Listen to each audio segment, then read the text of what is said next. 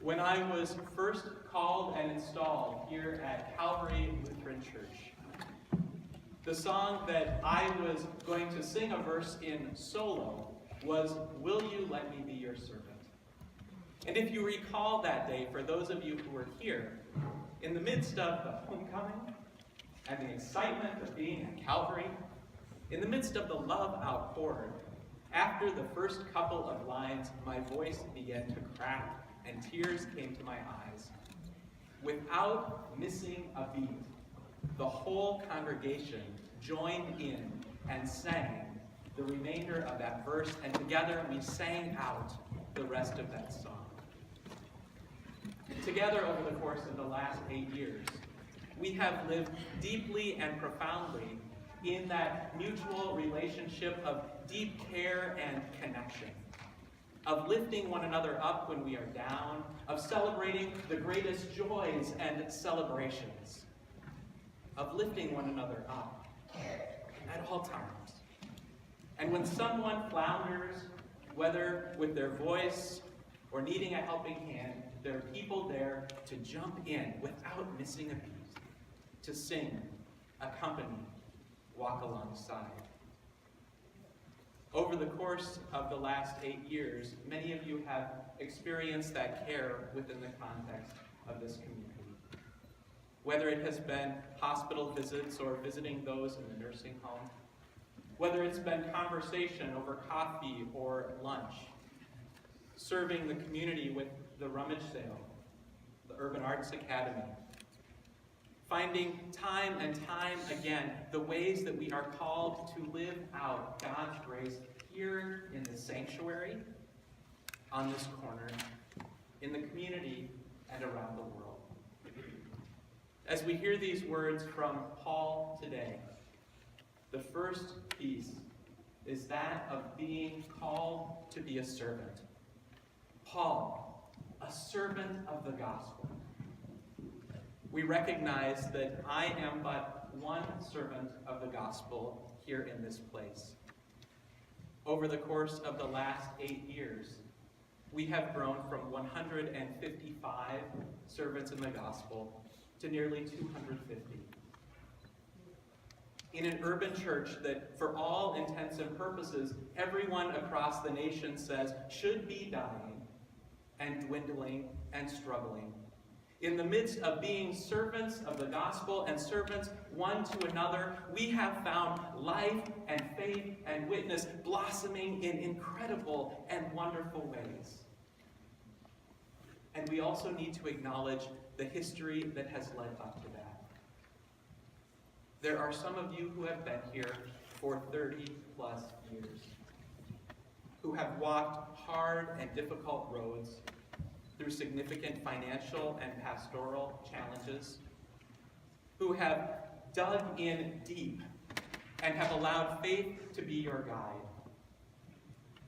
There are others who have joined along the way and experienced the incredible ministry of 13 years that Tom and Becky Von Fisher provided as pastors in this space, in which this congregation found itself stabilized, renewed, and rather than looking inward and the possibility of dying and dwindling, began an expansive vision of who this resurrected community could yet become.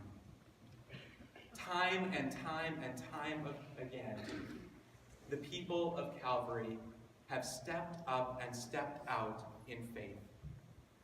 Whether it was declaring the work of being a peace church in the midst of the Gulf War, whether it was being willing to step out and be a reconciling in Christ congregation as our denomination and the larger church struggled with what it would mean to welcome LGBTQ people, and especially those who were married or partnered.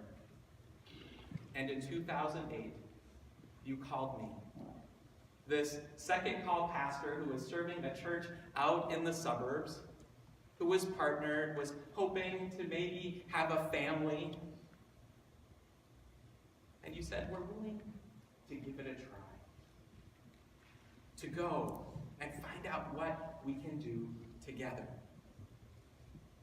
And as many of you have heard, I love the line that Assistant to the Bishop John Halden shared with our executive committee when he said, today you're not looking for the pastor for this moment, but you're looking for the pastor 5 years from now. And I truly believe that the call committee that called me, some of whom are no longer with us, didn't look at who was called to be pastor 8 years ago. They had a vision of who Calvary was going to be 5 and 10 and 15 years ago. To be disciples, apostles of the gospel, and to continue the work of resurrection that we experience in Christ Jesus. When we acknowledge that there is one who has overcome all of the powers of death and all that would destroy, the one who will not let us live in the tombs of our lives, but bursts forth and proclaims new life. I have experienced over the last 8 years incredible new life. We are a resurrected community called to be servants one to another and to the God who has created us.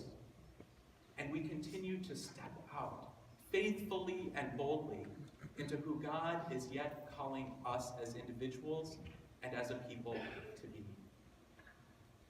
As I conclude my tenure here, it is my hope, dream, and greatest prayer that you will continue to be servants one to another, that you will dream of what the resurrection means in this place and beyond, and will not let this congregation, nor the larger church, nor the world stand still, but will step out boldly and faithfully, especially when so often fear and mistrust and words of hatred and prejudice are being thrown around. This is a beacon of light in the city and in the church. And for that, I give great thanks.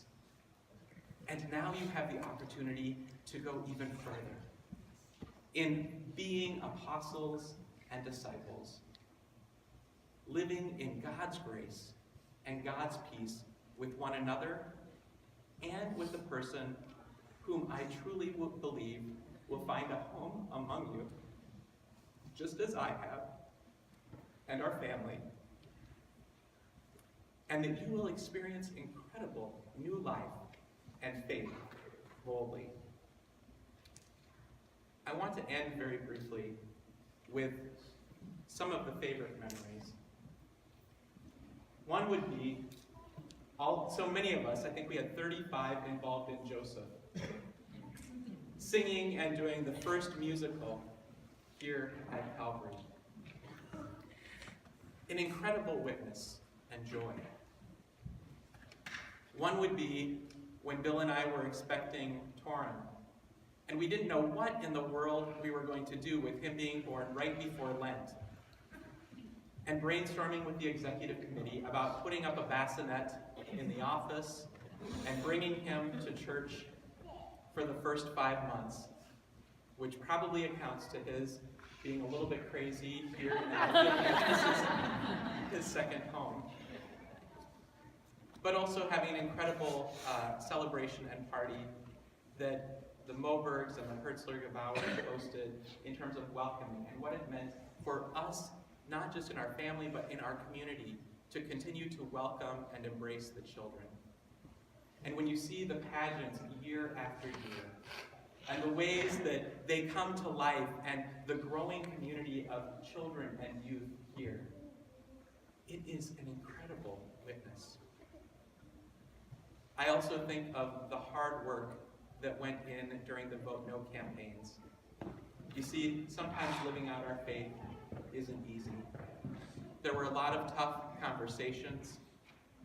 There were a lot of hard work and a lot of tears shed in this place and by members of this church.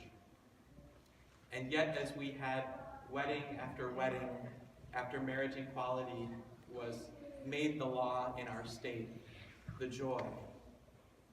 And I remember Melissa Brooks and Sherry Seifert standing here with a packed church and saying that they would, and they do. And the incredible joy and applause that erupted in recognizing all that we had done as part of something much greater. There has been memory after memory, prayer around the cross, worship that has changed and transformed us, including the Worship Renewal Grant. There have been confirmations and tough conversations around confirmation. Baptism, as children came to the font. And now, what we do is we pass that on.